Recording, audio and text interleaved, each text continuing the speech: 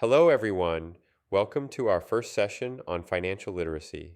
Let me ask you, have you ever received money, maybe from a paycheck, refund, or birthday gift, and then wondered, where did it all go? That's a common experience.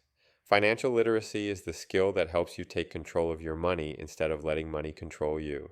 Financial literacy is the ability to understand and use financial skills in daily life.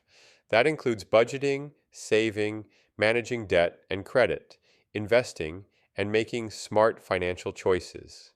Think of it like learning a new language.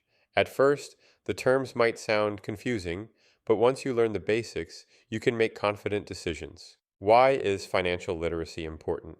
At a personal level, it helps you avoid debt traps, reduce stress, and build financial confidence. At the student level, it's especially critical.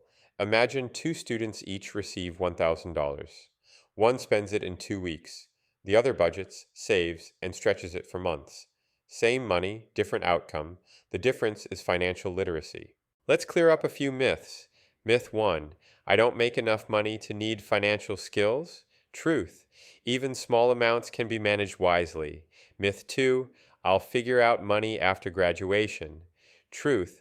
Habits you build now will last a lifetime. Myth 3. Credit cards are free money. Truth. Misuse leads to debt and a poor credit score. So, what is financial literacy? It's the knowledge and skills that give you confidence, control, and choices with your money. It's not just about becoming wealthy someday, it's about making smart decisions today.